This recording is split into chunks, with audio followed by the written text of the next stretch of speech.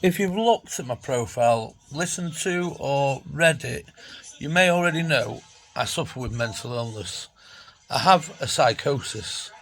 I'm not psychotic, I have a psychosis. They're two different things. I am schizoaffective, which is a mix of schizophrenia and bipolar in one sort of condition. I don't even call it an illness anymore. It's just a condition. It's an ongoing problem that I live with, and I do just have to live with it. There's many coping mechanisms and strategies that we need to look at, but yeah, it's the main problem I get is probably voices. People think, oh, you hear voices, do you? Yeah, I hear voices too. But no, there's different things. One, what you're having is a conscience in your head. And sometimes you may even respond to it and think, oh, funny, I must be mentally ill, or they're not mentally ill. I do exactly the same thing. Your voice that you are hearing is in your head. The voice I hear is outside my head. It's like someone talking to me. It's a continual taunt. Someone saying, oh, fucking kill yourself. Just kill yourself. You do not deserve to be alive. You're an unworthy person. Everyone is talking about you. They're laughing at you. Things like this. And yes, it is very, very disheartening and hard to deal with and almost breaks you at times. But you almost kind of have to learn to just live with it. It's nothing that's gonna kill you. Although saying that, I have tried to kill myself several times, probably over 30. But that was more the depressive side of the psychosis that was causing me to try and kill myself, not the voices. With my depression, I'm what you would call clinically depressed, almost permanently depressed, and it's really hard. I'm permanently low. I'm very depressed. I'm unmotivated. I find life hard. Everything is a struggle, and that's just the way my life is. Sometimes even just looking out the window is too much to see the outside world. I also have the manic side of it. That's the bipolar side of my illness. The depression and the bipolar gives me highs as well, which is a manic. And it's not high like, oh, I'm really happy, I'm really jolly. It's an unrealistic high. You feel you're literally it. You are the person of the world. You rule everything. Everything you do is what counts. You must do it. You have to do it. And it's not a choice. It's just something that sort of controls you. And one of my main problems with it is I can't stop spending with my manic side of things. So I'm often very, very broke. In fact, I have been bankrupt. But yeah, it's really tough. It really, really can be tough. And I've sort of gone through life swinging from low to high, hearing voices, not hearing voices. Cut myself, hung myself, burnt myself. Many things I've done. Overdoses. I've done over 15 overdoses. I've nearly died twice. In fact, because of my medication that I take, which is nearly 20 pills a day, they've caused me to have low sodium because a lot of these pills do cause low sodium. And you think, oh, low sodium, that doesn't really matter. Salt's not good in your system. Well, actually, we need salt to hydrate ourselves. And due to me being dehydrated technically in my kidneys through my tablets, I've actually had a stroke. You can have a stroke, a heart attack, anything like that. These tablets are dangerous. The tablets are not to be played with. So how I'm even still here is something hard to fathom.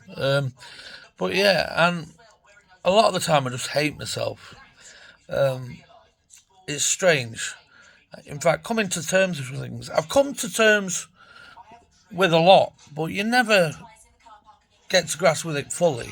You never fully sort of accept yourself for this because why are you like this? Nobody knows. There's no explanation.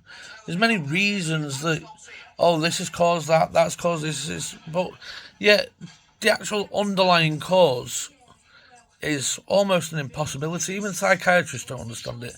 The medication is hard to get to grips with because The medication, they don't even know why half of it works. They just know it does work, so they give it you. And even that for some people may not work perfectly. In fact, I've changed my antidepressants in the past, and it took 5 or 6 different attempts to find an antidepressant that suited me, because 4 of them at least caused me to be suicidal, and that's an antidepressant. So yeah, and also when you're manic, that's more the time you're going to hurt yourself than when you're depressed. You may think, I'm really low, I'm depressed, I'm going to kill myself. Yes, you will think that, but you won't act on it because you don't have the motivation or the time or the process to be able to do it. But when you're high, it almost becomes a compulsion. You just do it. You have to do it. It's what's controlling your mind. When you've got the voices as well telling you this is what you got to do, it's just going to happen. It's just something that's happened. Now, I've not self-harmed in quite a while, a couple of years. But yeah, it's just something now my life has. It's just part of me. It's something that I live with. I won't say I've fully accepted it, but I live with. It goes alongside me. It doesn't rule me, it goes alongside me. And that's just the way it is. Now, as well as the psychosis, I also have neurosis. Neurosis, some people think, oh, they're minor problems compared to a psychosis. Well, actually, neurosis can be just as debilitating as a psychosis, sometimes more. I have some obsessive compulsive traits. Now you think, oh, clean the hands, clean the house, can't stop running about cleaning things. Well, no, actually, I don't have any of that. In fact, due to my psychosis and having the depressive side, my motivation sometimes to keep my hygiene perfect is not there at all. In fact, it's almost the opposite at times. But with the obsessive compulsive, my traits of it is that I basically like patterns and counting. So when I'm walking, I have to walk to a pattern and count. And the rhythm I do it in and the pattern I do it in actually causes me to hyperventilate. And before now, I have almost collapsed due to being dizzy and weak. The thing you have to do to get round it is distraction techniques. Pull your mind away from it. But to learn these things, and yeah, you do have to sort of learn them. Otherwise, it's going to rule you forever. And some people never recover. But yeah, as well as the obsessive compulsive, I also have like many small issues. Like, it's hard to almost think of right now, but like everything in life can be an issue. But we move on, we choose them. But with a mental illness, sometimes you just can't, and people can't understand that. Making friends is hard. I find that very hard. Social situations, way too much at times. I can go out in groups of 2 or 3, talk to them, and I can hear them. Other times, if I'm in a group more than 3 or 4, everything just comes a blur, a realm of confusion. I can't hear anything. It's like one voice talking on top of another just becomes a drone. I cannot understand these things.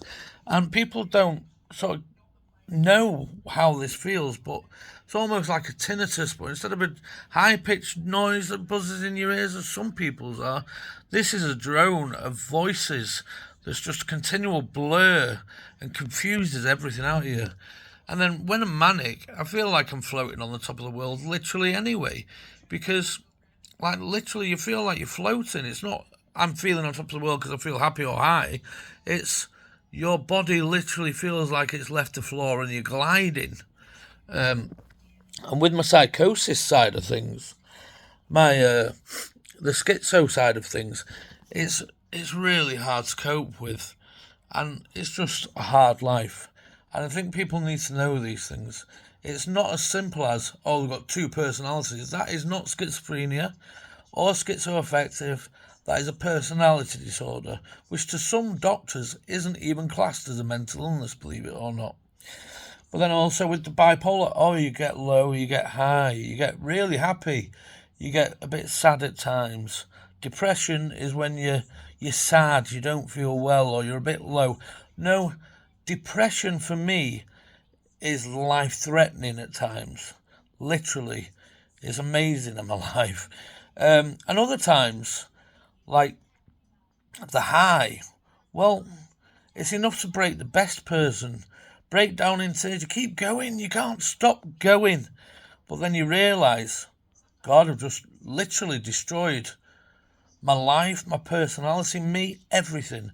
And that's just the way that mental illness affects me. Everyone's different, everyone has different opinions, everyone has different theories, everyone has different experiences.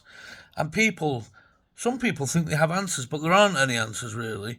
You just have to learn what works best for you. And yes, it's best, it's not completely. Nothing works completely, it's just best. And although some people suffer with intermittent psychosis or psychosis for a short term of their life and then it's gone, well, it's probably started when I was 13 when I first started self-harming, and then I was diagnosed when I was 17. Well, I'm almost 43. This is a lifelong condition. I will live with this forever. And it has been said I'll be on medication forever. And I've been told at different parts of my life, oh, you're not going to make your 18th birthday, you'll be dead by then. Oh, you're not going to make your 21st birthday. Many doctors have said these things. In fact, for my 21st, I was in hospital, in the psychiatric ward. I've been on the wards 5 times. It's not an easy life. People think, oh, you don't work, you don't do anything. It's not. There's a reason for it. I just can't function like that. A 9 to 5 doesn't work for me. I can't even stay awake for more than 5-6 hours at a time anyway, because my medication makes me so sedate. And I can literally fall asleep to standing up on a train or something at times, and it has happened. I don't function. Stress just obliterates every part of me. I get tired, I get lethargic.